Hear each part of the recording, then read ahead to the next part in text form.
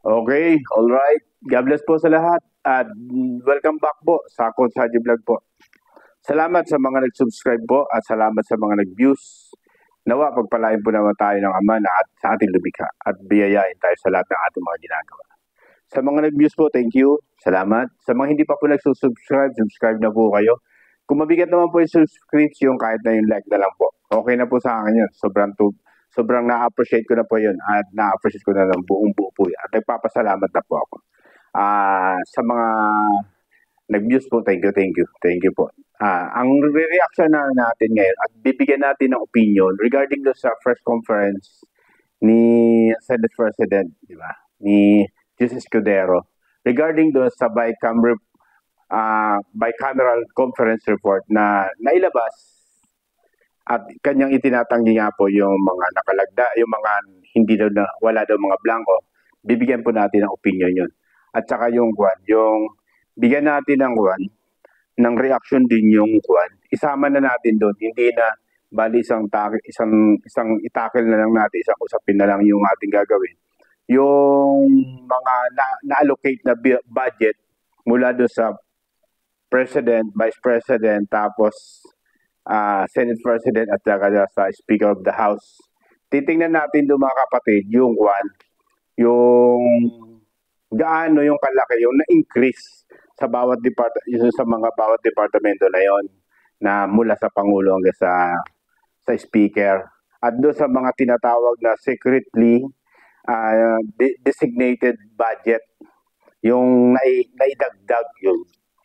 Isama na natin sa bandang dulo po yun. Okay, bibigyan lang natin ng reaction yung press conference ni Senate President Jesus Escudero. Malinaw po doon sa sinabi niya na wala daw siyang nakitang blanco, di ba? Di ba? Ang akin lang po doon, kung talagang wala siyang nakita, dahil siguro damage control po kasi sa kanya yun. Kapag hindi talaga nila, tingin ko lang po, opinion ko lang at makarapatan naman natin magkaroon ng opinion. Bakit? Sila yung nanunungkulan sa ating gobyerno, di ba? Bilang mamamayan, karapatan natin mag-opinion at makita natin kung ano talaga yung totoo, di ba? Ipakita natin. At saka yun nga, inilalabanan natin dito yung yung tinatawag ni Bersamin AS ng fake news at criminal, kumbaga may pananagutan daw doon sa naglalabas ng ganito, di ba? At sinabi rin ng BBM na sinungaling nga po yung naglabas nung na yan sa pangunguna ni Congressman Ungab, di ba? At kasama doon sa panel si PRRD, si Attorney Vic Rodriguez, si Attorney Degra, di ba? Sinungaling daw doon sa part na yon. Isasama na rin natin doon. Pero unahin na lang natin sa Senate President, di ba? Nag-press conference po si Jesus Escudero doon sa Senate, di ba? Pero ang napansin natin doon, talaga itinanggi niya po yan na wala daw blanco doon sa part na yon, yung tinatawag na bicameral conference report na final na pirmahan base doon sa nakita natin dokumento at 14 senador yan ang nakapirma ata. Tapos bukod pa yun kasi joint yan ng Congress. Bukod pa yung mga congressman. Sa pangunguna naman ni Saldico. Tapos sa Senate naman, sa pangunguna ni Senate President at saka ni Crespo, di ba? Base doon sa press conference, bigyan lang natin yung kalinawan kasi unang-una, wala daw doon sa inilabas niyang wala pa raw unconstitutional na nangyayari sa ating bansa tungkol sa bicameral conference report. Wala daw ganon. Sige, bigyan natin ng yan. Bigyan natin ng kaunting opinion yan. Tapos, wala pa raw kriminal na nahatula o nakuha ng sa bicam report na yan. Wala pa raw maisasampa na kaso o magiging criminal doon sa bicam report na yan. Tingnan din natin yan. Kasi ang nangyayari po kasi mga kapatid, parang nililito tayo, di ba? Nililito tayo, dinadaan tayo sa isang parte ng paliwanag na napakagaling kasi niya magpaliwanag ni Senate President, di ba? Escudero. Pero napansin niyo po doon, nililito niya yung sambayan ng Pilipino regarding doon sa inilabas na PRRD na Congressman Ongap. Dahil ang sabi niya po, minisyon niya si Congressman Ungab na siya, alam niya yung kalakaran sa BICAM report, BICAM na report na yan, alam niya yung paano proseso. Bakit? Kasi two times yan si Congressman Ungab ng 2 times siyang AFRO chairman, appropriation committee, naging 2 beses siyang naging chairman. Kaya ibig sabihin, doon sa sinabi niya, parang dinedebunk lang natin yung sinasabi ni Senate President, di ba? Alam ni Congressman Ungab yung kanyang mga dapat sinasabi. Tama naman po siya kasi magdadalawang beses naging AFRO chairman siya eh. Hindi niya ba alam yon? Ibig sabihin, alam talaga ni Congressman Ungab yung kanyang sinasabi kung bakit lumusot sa Bicameral Conference Committee report yung may mga blanco. Ay yun din talaga hindi po pwedeng mangyari yon. Ibig sabihin, sinasabi ni Senate President na parang pinalilitaw niya na bakit kailangan sabihin niya ni Congressman Ungab, alam niya naman yung kalakaran. Di ba? Parang nilalabas niya, wala daw constitutional na unconstitutional na parte doon sa Bicameral Conference Committee report na yon. Totoo naman yun, di ba? Kasi nga po, di ba, masasabi mo pa lang na unconstitutional yung sa isang parte kapag batas na po. Yun, di ba? Batas. Hindi naman talaga totally batas pa yung BICAM, di ba? Report na yan. Kaya hindi mo na po pwedeng masasabing unconstitutional yun. Kasi report pa lang yun. Pero final report na ng BICAM po yun, di ba? Ang magiging kwan lang talaga doon, yung masasabi mo unconstitutional kung yung batas mismo ang pinopoint mo doon. Yun ang masasabi mo doon. Pero sa BICAM, hindi talaga totoo. Parang sample mga kapatid ito. Kasi nga, wala pa raw nadidemanda. Di ba? Yan ang sinabi ni Senate President eh. Wala pa raw nadidemanda sa usapin ng Bicameral Conference Report. Yung penal na yan. Wala pa raw nadidemanda yan. Tama yun. Pero tandaan mo, di ba? Kasi matalino po yan eh, si Kwan. Dulo natin yan, si Jesus Escudero. At saka yung tatay niyan, di ba? Naging DA secretary. Kwan din yan. Bahagi ng mga Marcoses yan. Marcos yan. Yung tatay niya, yung Escudero. Kumbaga, may naglalabasan nga, mga crony daw yan, di ba? Pero lagi mo tatandaan, Senate President, di ba ito? Kasi sinasite mo yung walang unconstitutional regarding do sa BICAM report. At saka wala pa raw nadidemanda regarding do sa BICAM report na yan. Bicameral committee report na yan. Wala. Totoo, wala naman talagang ganon. Ito, sasampulang po kita, di ba? Sasampulang kita. Kasi hindi naman tayo abogado. Hindi naman, pero nakita naman natin yung kaibahan talaga noon, di ba? Yung sa sinasabi niya na walang unconstitutional doon, tama po yun. Kasi masasite mo lang isang unconstitutional na bagay kapag batas na, di ba? Yung GAA, yun, di ba? Doon sa GAA yun, masasabi mo yun kasi GAA na yun, permado na po ng Pangulo yun, yung batas na po yun. Yun ang pero lagi mo tatandaan, yung Bicameral Conference Committee report na yan, iyon yung bahagi para masabi mo, diyan ka kasi kukuha rin ng mga ebidensya. Diyan ka rin kukuha kung bakit masasabi mo ang constitutional yung GAA, di ba? Yung General Appropriation Act. Batas na po yan eh. Paano mo sasabihin na walang unconstitutional yung bicameral, yung BICAM? Totoo yun. Hindi naman talaga sa GAA talaga kasi batas yun. Hindi naman batas yung BICAM eh. Di ba? For example, ganito, sasabihin ko sa'yo, di ba? Ito. Alam ko, magaling ka naman eh, di ba? Sasample lang po kita ng ganitong sistema lang, di ba? Ito. May nabalitaan no ba kayo, Senate President, na yung kutsilyo nakulong? Wala namang ganun, di ba?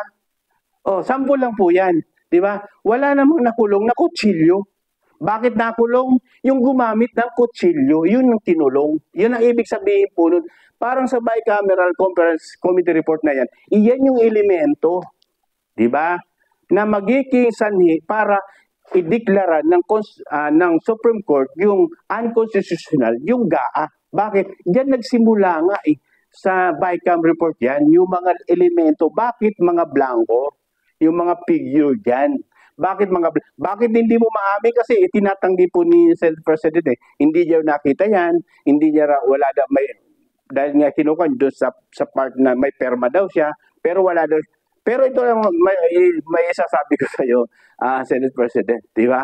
Kasi maraming naglabasan na Congressman Ongab, di ba? Nilabas niya yan na talagang may mga blanco. Kasi itinatanggi ni Senate President na walang blanco daw. Kuwan na po kayo tag nito, boss ka na po kayo doon sa isang parte na yun. Kasi marami na nagsipaglabasan. Naglabas si Congressman Ongab regarding doon. Si Senator Bato, nagsabi rin na talagang blanco. At bukod tangi, isa pa, kalyado ninyo po sa Congress Si Manuel naglabas din, natutuong may blanco talaga yung bicameral conference report na yan. Napirmado ng mga senador at mga congressman, kaya yun yung kino-question nila, hindi po yung GAA. Di ba?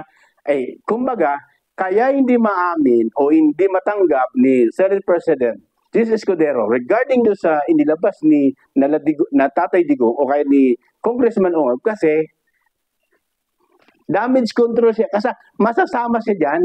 Kasi may perma siya Kumbaga, sabi nga ni Atty. Vicky Rodriguez, bahagi siya. Kapag inamin niya yan, magiging bahagi siya doon sa tinatawag na illegal. Kaya hindi niya maamin yan Bakit? Iniiwasan niya, di ba?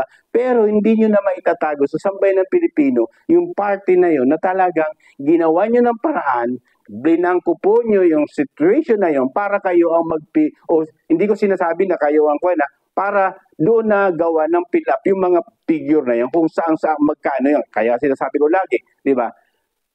Madagdagan lang ng 0, ibang amount na po yun. Yung dulo ng 1, madagdagan ng another 1, ibang amount na po yun. Bakit binangko? Kasi may mga plano nga po kayo. Bahagi ng port barrel po yan. Inilusot nyo po yan sa kami. Di ba? Kaya kinakatwiran po ni Senate President regarding doon, yung situation na yun na wala daw unconstitutional, yung BICAM, totoo. Bakit? Hindi naman batas po yan. Ang batas yung GAA, yung pinirmahan ng ating Pangulo. Iyon ang masasabi kapag ito dinulog mo sa Supreme Court, pwedeng sabihin ng Supreme Court na unconstitutional yung budget natin ng 2025. Bakit? May mga blanco nga doon. Pero ito nilabas, di ba? Ito ang sinasabi ko lagi mga kapatid, di ba? Ito si BBM kasi at saka si Bersamin. Nung lumabas yan at nilabas ng grupo nila Tatay Digong, naglabas kaagad ng statement na fake news daw.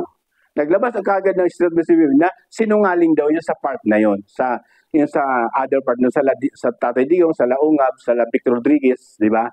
Si Atty. Negra, mga fake daw, malicious, criminal malicious daw, pwede silang masampahan.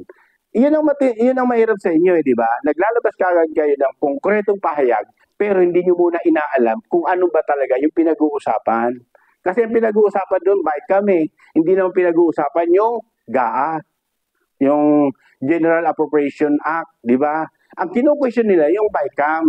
Pero naglabas na kayo ng fake news. Naglabas kayo na sinungaling sila. O lumalabas kayo, naglabasan na ngayon na totoo talaga may mga blanco. Katunayan ito mga kapatid, di ba? Naiulat yan ng UNTV reporter, di ba? Inulat niya, ito matindi. Nung tinanong siya, saan mo nakuha yung dokumento? Mga 222 pages ata yung dokumento na yan. Tapos, sa Senado. Ito, di ba? Sa Senado mismo nakuha.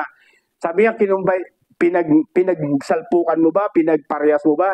Yung nilabas na Ongab at saka yung hawak mo ngayon.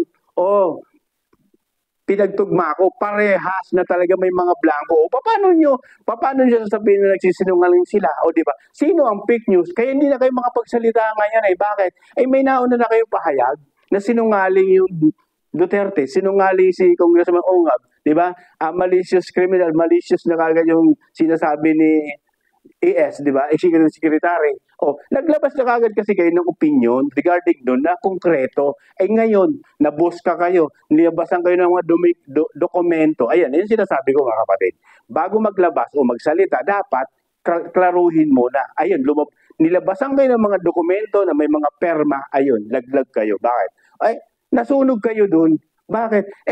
Wala kayong ebidensyang nilalabas, samantalang yung sa other side, may nilalabas silang konkretong ebidensya, di ba? Kaya hindi na po kayo makapagsalita ngayon. Hindi na kayo kasi ang point dito, ang bilis nilang dumipensa, di ba, sa executive branch, dinipensa kahit yung usik ng na budget, dumipensa, normal naman daw, nagkakaroon. Kailan naging normal yung tinatawag na magkaroon ng blanco, yung budget. Kailang naging normal, di maglabas ka ng mga previews, ng mga BICAM report na may mga blanco para masabi mong normal. Di ba? Ganun lang kasimple po yun. Di ba? O talagang gumawa kayo ng isang paraan para pasubalian nyo kaagad-agad. Yun ang mahirap doon eh. Yung baga, naglabas kaagad kayo ng konkretong pahayag na sinungaling sila. Naglabas kaagad kayo ng malicious, di ba? Tapos fake news, sila. O ngayon, naglalabasan na totoo. Ito, wag na tayong lumayo mga kapatid. Wag na tayong lumayo. Doon mismo sa kapatid ng Pangulo. Di ba? Si Amy Marcos. O, di ba? Doon na lang po. O, in-interview siya ngayon. O, nakaraan. 2 araw lang nakaraan. O, di ba? O, hindi siya pumirma. Bakit hindi siya pumirma? Kasi nga kulang-kulang at mga blanco. Bakit naman ako piperma? Nag-privilege nga po daw siya doon regarding doon. Talagang, bakit nakalusot doon sa BICAM yung mga blanco na yon. Yun ang tinatanong niya. Pero lagi nilang kinuha yun sa enroll bill daw.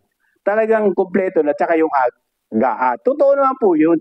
Kasi yung enroll bill, mga kapatid, yan,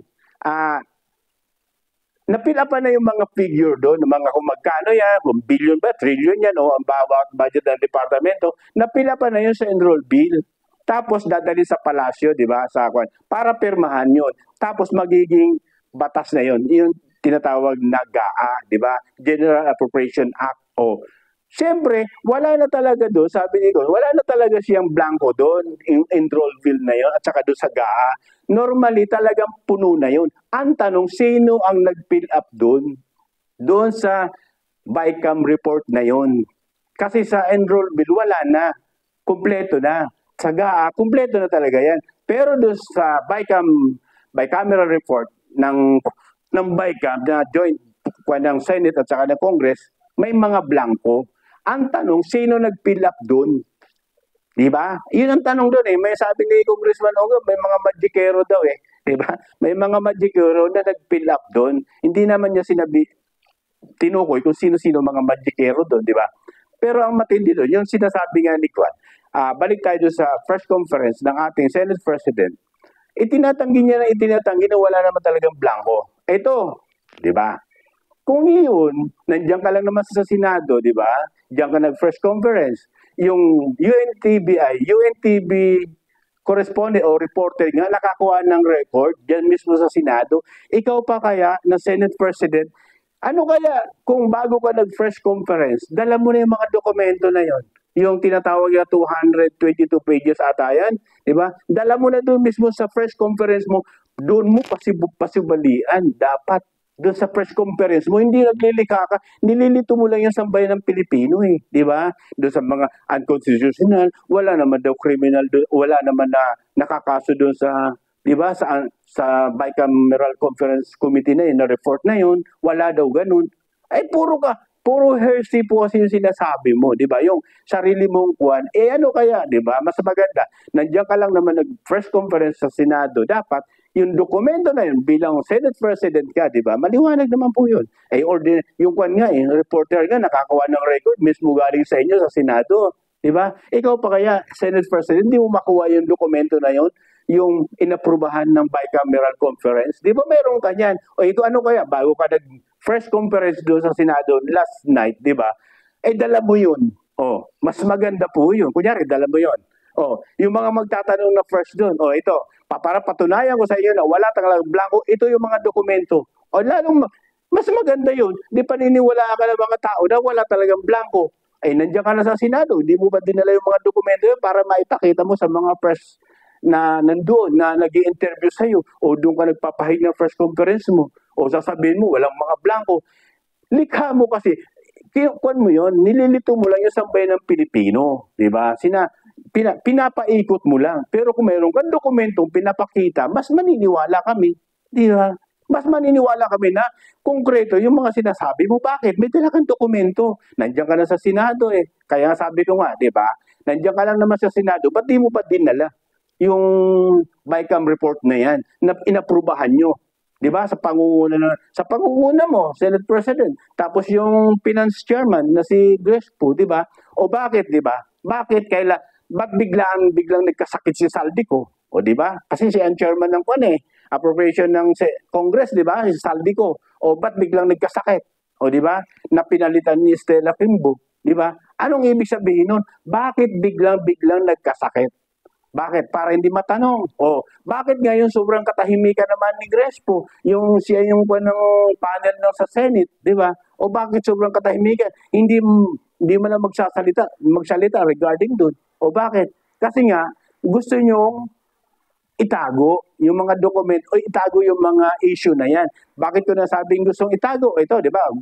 Ayaw yung ilabas sa sambayan ng Pilipino para malaman kung ano talaga totoo. Katunayan sa UNTV, yung reporter na yon na sinabi niya parehas na parehas yung hawak niya at saka yung nilabas ni Ungab. Di ba anong nangyari ngayon?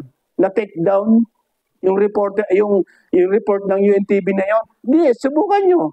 I-try nyo i-locate yung report ngayon. Wala na yon. Tinanggal na yon ng UNTV. Kung totoo po yan pero nakita ko tinake down na, hindi na ma-access yung report na yun na sinabi niya ng live na parehang-pareha. Wala na po yun. Anong ibig sabihin yun? May tinatago po. Gusto nyong itago. Diba? Gusto nyong itago yung usapin na yan. O di ba? Yes, tapos papasubalian mo, di ba? Senate President na walang blanco. Ano yung ni-report ng UNTV reporter na nakita niyan may mga blanco. O di ba? Senador, di ba? Gatchalian. Hindi niya nakita, yung team niya nga pa daw, binusisi yun. Anong klase pagbubusisi yun? May team ka pa, hindi mo ba nakita yung blanco na yun? Bakit? May takip ba yung mata niyo? Di ba? Kitang-kita naman. Si Juan Villanueva, wala daw siya nakita. Ano ba yan? Bakit hindi nyo maamin? O ba't hindi nyo masabi na nakita nyo? O may blanco yun? Kasi nga, damage control para sa inyo yun. Bakit? Masasama kayo sa kung ano pa man ang pananagutan. Bakit? Pumirma kayo. Permado nyo Isa kayo sa mga pumirma, pero bakit may blanco? Bawal sa batas yun. O, ba't hindi nyo maamin? Kasi nga ganun. Magiging damage control sa inyo. O, di ba? Kaya nga sabi ko nga, kung kung talagang malinis o maayos yung kanyang layunin, lalo ito si Senate President. Kasi alam naman natin, napakahusay naman yan. Abogado po yan. Di ba? Napakagaling magsalita yan. Yung talagang para ka sa bayan o para ka sa sambayan ng Pilipino, di ba? Alam ko naman na ang puso mo para doon. Pero kung sa ngayon, para bang, di ba? Parang nakikita natin, parang sunod-sunuran ka na lang doon sa kuwan. Parang ano ba yun? Di ba? Wag, maya ka naman doon sa kuwan. Sa sambayan ng Pilipino. Ipakita mo, yun ang hinahanap namin, yung transparency, accountability. Ipakita mo doon sa press conference mo, yung dokumento na yun mismo. O di wala nang doubt yan. Kung nandun mismo sa press conference mo, pinagbubulat-lat mo doon, o ito, may nakita ba kayo mga blanco? O wala. O di ko wala, di ba? Pero ba't hindi mo ginawa? Kasi alam na lahat ng sambayan ng Pilipino na totoong may blanco. Umiiwas lang kayo sa isang parte para hindi kayo, pero hindi nyo na may ililihim yan, maikukubli yan. Bakit? Naihayag na yan. Ang dami lang nagsasabi na talagang may blanco yung ginawang bicameral conference report. Na kung sasabihin mo nga, wala naman unconstitutional. Yun nga, sinasample ko nga. For example, yung sinabi kong kutsilyo, di ba? Hindi mo naman pwede ikulong yung kutsilyo. Ito, isa pa. Kunyari, yung baril. May nabalitaan ka ba na nakulong yung baril? Wala naman, di ba? Bakit may nakulong? Yung gumamit ng baril ang nakulong, hindi yung baril. Ganon din po doon sa BICAM. Yung BICAM, iyon yung parang instrumento para maging unconstitutional yung GAA. Doon magsisimula Doon magsisimula yung investigasyon doon sa BICAM na yon kung bakit pinirmahan nyo na may blanco. Di ba? Di ba? Ganon din yun sa realidad. Kung for example, yung sinasample nga natin, nakasaksak, di ba? Nakasaksak yung isang individual, namatay yung sinaksak, di ba? Yung kutsilyo ba ay ikukulong? Hindi naman Yung tao ang ikukulong, hindi yung kutsilyo, di ba? Iyon ang ibig sabihin noon, di ba? Hindi mo pwede sabihin ang constitutional yung BICAM kasi hindi naman batas yun, ang batas yung GAA. Yun ang ibig sabihin noon, di ba? Magiging eksperimento yung bicameral conference para masabi ng Supreme Court na illegal yung nangyari sa budget ng 2025. magiging illegal yung GAA. Kung iyan ang sasabihin ng Supreme Court, di ba ganun lang naman yon. Base sa narinig natin ng mga abogado, magagaling naman talaga yan, di ba? Yun yung mga tinatawag na elemento, yung BICAM. Hindi yung nililihis po kasi ni Senate President, di ba? Jesus Escudero. Nililihis niya yung issue regarding doon. Para bang pinamumukha niya sa sambayan ng Pilipino na ganito. Parang hindi na daw niya yung mga Pilipino na wala. Ito, kailangan na, pinaikot lang tayo. Akala niya siguro, hindi natin alam yung mga ganong pasikupan din. Kahit mababa naman yung aming educational o ating mga kwan na hindi katulad sa yung matataas. Pero alam naman natin na yung, di ba, yung 1 plus 1 equals 2. Di ba? Yung 2 plus 2 equals 4. Alam naman namin yun. Kahit grade 1 ay tanong mo, alam naman po yan eh. Pero yung 3 plus blank, di ba, trillion ang sagot, mali yun. Pero mo, 3 plus blank, tapos trillion, iyon ang mali. Yun ang hindi nila mapaliwanag kung bakit nangyari yun. Kasi nga, may takipan na nagtatakipan na. Pero lumalabas na ang totoo. Lumalabas na ang totoo na talagang may mga blanco doon. Katulad yan, nagsalita na rin si Pampilo Lacson regarding doon, di ba? Si Drilon, nagsalita na rin doon regarding doon na talagang itong budget ng 2025 ay pork barrel yan. Nilusot nila yung mga item yan, yung tinatawag na, sa BICAM kasi, pinag-uusapan niya sa deliberasyon sa Congress, sa Senado, yung totoong figure. Pero pagdating sa BICAM, may mga nilulusot sila doon, di ba? Ang tawagin insertion. In-insert nila yon na bagamat hindi napag-usapan sa deliberasyon, di ba? Iyon yung mga mga tinatawag na pork barrel o mga nakawan doon sa kwan na yon, sa part na yon, yung insertion na yon, di ba? Na pag kwan mo, sabi nga ni Pampilo Lacson, nabulaga ka na lang, mayroon ng pondo, pero hindi naman napag-usapan, di ba? Ito, bigyan natin ng counting ko na, sandali lang po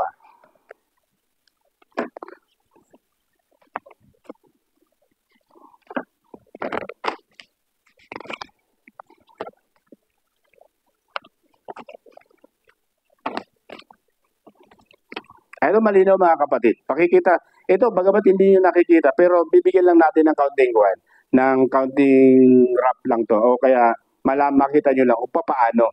Titingnan natin dito yung tinatawag na kwan, kung gaano kalaki yung naging increase sa bawat mula sa Pangulo hanggang doon sa key speaker. Tingnan natin yung tinatawag nila na kwan, yung secretly deliberated budget, di ba? Tingnan natin. Kay BBM, ang nangyari sa totoong figure ng nandiyan na sa GAA, 10.4 billion ang nakalaan dyan. Kay BBM. Diba?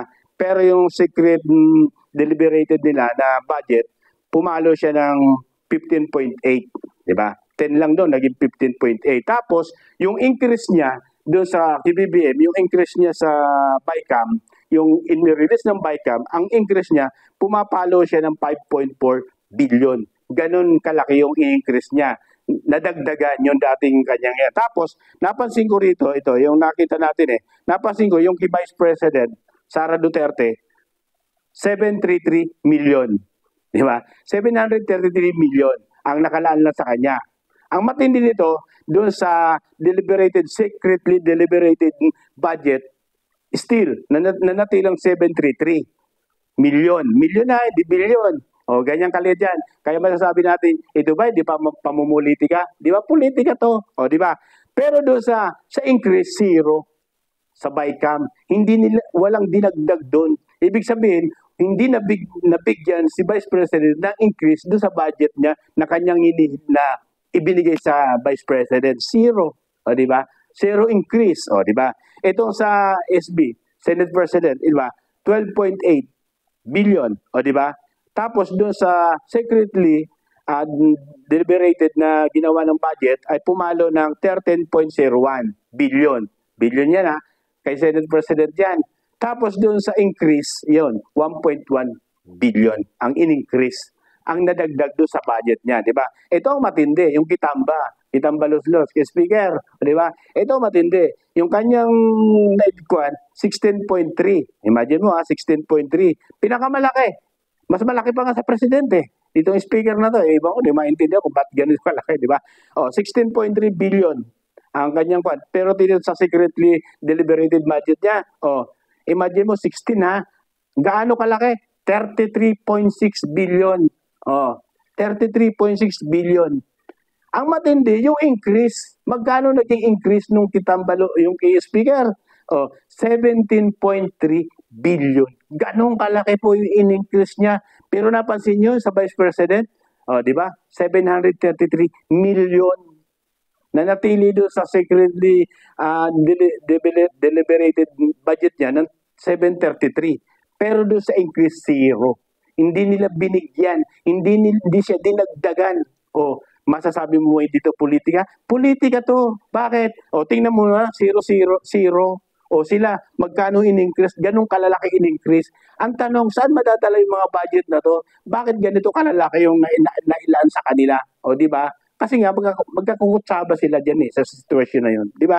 Nakita mo naman, tingnan mo, mas malaki pa yung speaker sa Pangulo, 16.3 billion. Di ba? Tapos pagdating dito sa secret, 33.6 billion. Ang in-increase niya, 17.3 billion. Ganong kalaki ang itinaas o idinagdag sa budget ng speaker, itamba. Di ba? Sino nagmamando? Tama si Vice President Dalawang tao lang talaga ang nagkokontrol ng budget ng Pilipinas. Si Congressman Saldico at saka si Tambalos Dos. Tama siya. Bakit? Tingnan mo naman yung budget sa kanya. Ganong kalaki. Ibig sabihin, yung biglang pagkakasakit ni Saldico, hindi natin alam. Baka ayaw niya, di ba? Bahagi ng mga estratehiya nila yan. At hindi yung katahimikan ni Grace po, regarding yun sa mga ulat na yan, yung mga naglalabasan na yan, na wala siyang sinasabi, sana nga, tuluyan na siyang tumahimik para wag na siya magsalita, di ba? Pero dapat siyang magsalita regarding doon. Bakit? Siya yung kwan doon siya yung head doon sa part ng Senate, di ba? Siya yung nasa head ng Pinas ng ginawan nung BICAM na yan. Kaya mga kapatid, nakita natin yung kaibahan. Nakita natin kung paano magpalusot, di ba? Kung paano lituhin yung sambayan ng Pilipino. Ito yung mga bagay na ginagawa para malito lang. Pero ang totoo, yung pinakadulo nito, totoo na may blanco, di ba? Pero ba't hindi maamin ni Senate President Escudero? Kasi nga, di ba, bahagi siya doon. Kasi may perma siya. Siguro, bilang abogado, umiiwas sa isang party na isang tinatawag na, di ba, legal process na masasabi na may perma siya. Kaya itatanggi niya. Pero may itatanggi niya pa ba yan? Marami na naglabasan, mga kapatid. Marami na nagsabi na totoo na may blanco. Gusto lang nilang i-divert o i-issue na to. Kasi nga ito, tinapasin niyo, pinatawag si Colonel Grijaldo sa Congress nung nakarang araw, di ba? Yung sa Tuwadcom, di ba? Dahil nagbubumaram yung usapin tungkol sa BICAM, ayun, pinatawag si Colonel Grijaldo doon sa usapin. Dinuro-duro ni S. Barbel, di ba? Ni S. Barber si Grijaldo. Anong ibig sabihin niyan? Panakitbutas lang yon. Ang akala nila, kasi makuha niyan maraming pamamaraan yan.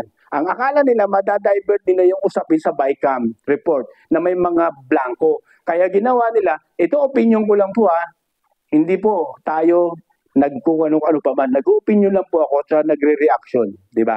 Opinion ko, sariling opinion. Bakit tinawag? Kasi gusto nila, sa tingin ko lang po tatanong lang po tayo, tingin ko, divert yun para malihis yung usapin para mawala na yung issue regarding sa BICAM. Kaya ginawa nila yan. Kita mo, putok na putok, kumbaga, pero hindi nila na-divert yung issue. Lumilitaw at lumilitaw pa rin yung issue tungkol sa, di ba, sa bicameral conference report na talagang blanco. Ang balita natin, dadali na sa Supreme Court na ungab kasama si Digong at Tatay Digong yung tungkol doon. Maganda yon para maliwa.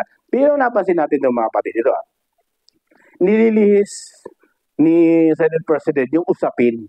Nakakala mo naman, di ba, yung mga sinasabi niya doon, ang akala mo talaga sobrang talino, di ba? Sobrang talino. Akala niya tama-tama yung mga kanya doon. Na para bang, ang mga Pilipino ay ganito, mababaw, hindi po diyan ka nagkakamali. Senate President Jesus Escudero, yung bagay na sinasabi mo, di kita mo, ang hirap mo nga ipaliwanag. Bakit? Ang hirap magsinungaling sa taong hindi marunong magsinungaling. Kaya hirap na hirap kang sabihin yung isang parte na yun. Salamat at God bless. Sana naintindihan natin. At nakapagbigay din tayo ng counting opinion regarding those at reaction regarding sa mga issue naglabasan kasi talagang trending po ito. Bakit tayo nagre-reaction? Kasi dito nilalabanan natin yung tinatawag na fake news. O sino ang fake news ngayon? Di ba? O, sino lumalabas sa sinungaling? O di ba? Ba't hindi na kayo makapagsalita ngayon? Executive, di ba? Itong Bersamin o BBM, ba't hindi na kayo makapag-statement ngayon? Kasi nga naglabasan na yung totoo. Ito yung sinabi ko mga kapatid. Huwag kang magbigay ng konkretong usapin o sagot o mga tugon sa isang parte na hindi ka sigurado. Bakit? Kapag nilabasan ka ng mga dokumento na tama, ayan, laglag ka. Ayan, nasunog ka ngayon, di ba? Kasi naglabas ka kaagad ng konkreto pahayag na sinungaling sila, fake news sila. Ay ngayon, naglalabasan na yung totoo. O, hindi ka na makapagsalita ngayon. Bakit? Hindi mo na kayang i-recover yung sinabi mo. Kasi nga, nasabi mo na po yun. O, kaya maglalabas yan, ikaw ang lalabas ng sinungaling. Kayo ang lalabas sa fake news. Bakit? Hindi nyo na kayang i-debunk yung bagay na sinabi nila. Pero yung sinabi mo, sinabi nyo ni Ace at saka ni Bibi, kayang-kayang i-debunk ng kalaban. Yun, maraming salamat at God bless po sa inyong lahat. Sana naintindihan natin at ingat po tayo lagi mga kapatid. Nawa, maging awareness din po tayo. Bilang Pilipino, dapat, siyempre, mayroon tayong pakialam. Bakit? Pera natin yun ang pinag-uusapan dyan. Hindi dapat nangyayari mga ganitong klase. Bakit? Kung tayo mananatiling nananahimik sa isang parte na alam nating mali, iyan ang mangyayari. Kawawa ang ating sambayan ng Pilipino sa mga darating na mga henerasyon. Bagamat maliit po yung channel ko, pero naniniwala ako na nakakabahagi rin sa paglilinaw, sa kaunting reaction at opinion kahit maliit lang yung channel ko. Kaya salamat at God bless. Lagi ko sinasabi mga kapatid, pag mali, mali. Pag tama, doon tayo magsama-sama. At God bless sa lahat at ingat po tayong lahat. Thank you po.